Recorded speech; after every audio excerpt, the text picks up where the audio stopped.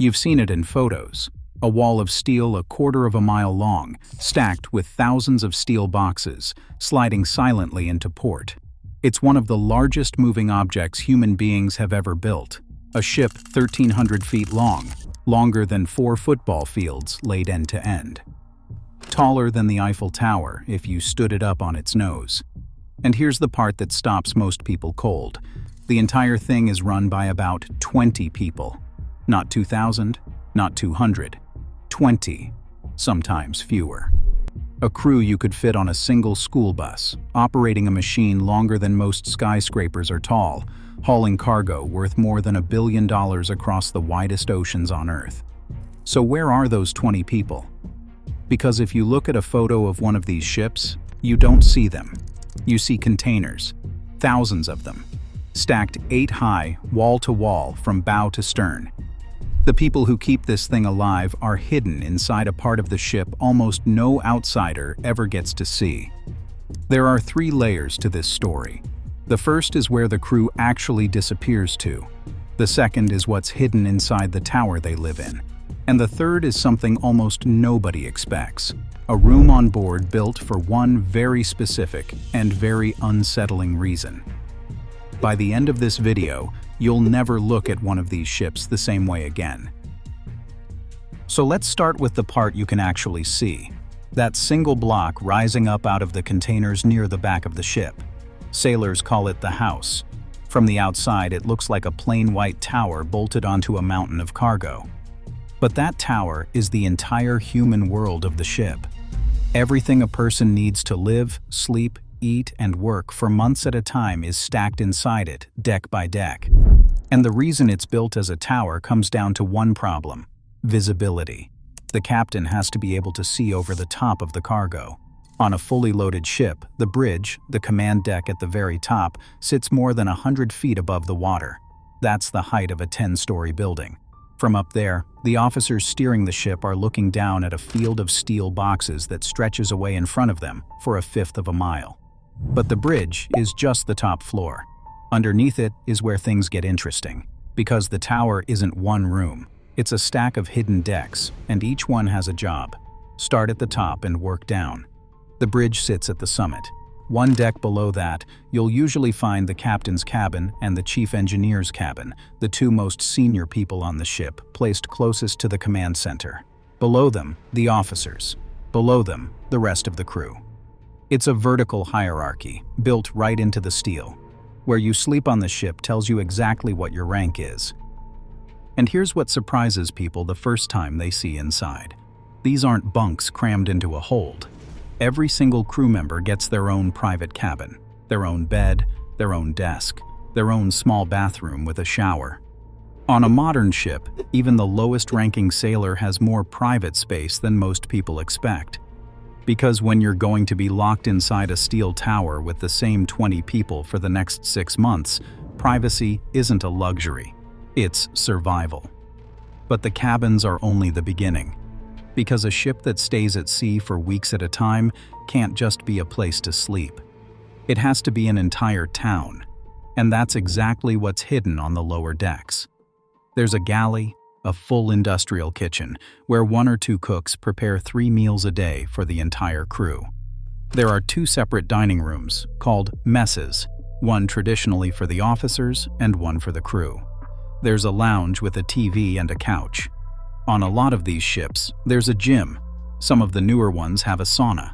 A few even have a small swimming pool, a little steel tank of water that sloshes back and forth with the roll of the ship, because when it's 100 degrees crossing the equator and you can't exactly step outside for a swim, that pool matters more than you'd think. There's a laundry room, a ship's office where the captain handles a mountain of paperwork. And down one of those quiet corridors, there's a room most people would never guess is there. A hospital.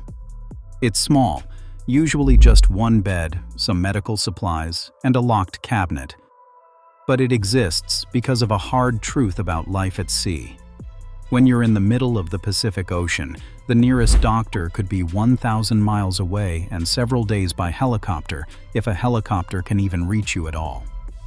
So the ship carries its own tiny sick bay, and one of the officers is trained in emergency medicine. If someone breaks a bone or has a heart attack out there, that little room and that one half-trained officer are the entire medical system for 1,000 miles in every direction. So that's the tower. A vertical town of 20 people, stacked 10 stories high, completely self-contained. But here's the part almost nobody knows about. Somewhere in that tower, or deep down in the belly of the ship, there is one more room. And it's not built for comfort. It's built for the worst possible day. It's called the Citadel. From the outside, it can look like any other space on the ship, but it's reinforced. The door is heavy steel, with locks that work from the inside only. Inside, there's a communications line straight to the outside world, stores of food and water, and enough room for the entire crew. And it exists for one reason: pirates. Because for all the technology on these ships, one uncomfortable fact remains.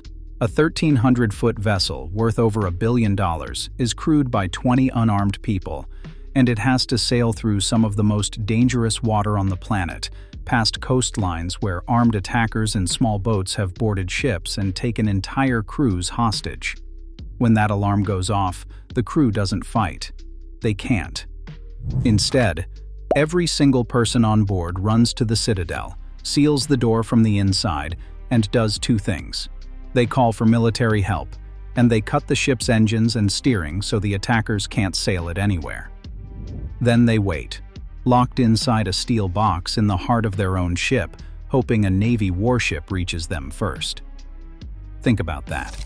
Somewhere on that beautiful, gleaming vessel is a room designed around the assumption that one day, armed strangers might be walking the decks above your head. Now, there's one more hidden space, and it might be the most incredible one of all. Because we've talked about where the crew lives, but we haven't talked about what actually moves this thing. And to see it, you have to go all the way down, below the waterline, into the bottom of the ship. The engine room. Most people picture a car engine and scale it up. That's not even close. The main engine on one of these ships is as tall as a 4-story building. It can weigh over 2,000 tons, more than the steel in a small bridge. A grown adult can climb inside a single one of its cylinders and stand up. It produces around 100,000 horsepower, and it burns well over 100 tons of fuel every single day just to keep the ship moving. And spinning off the back of it, underwater, is a single propeller nearly 30 feet across, weighing more than 100 tons, turning slowly in the dark.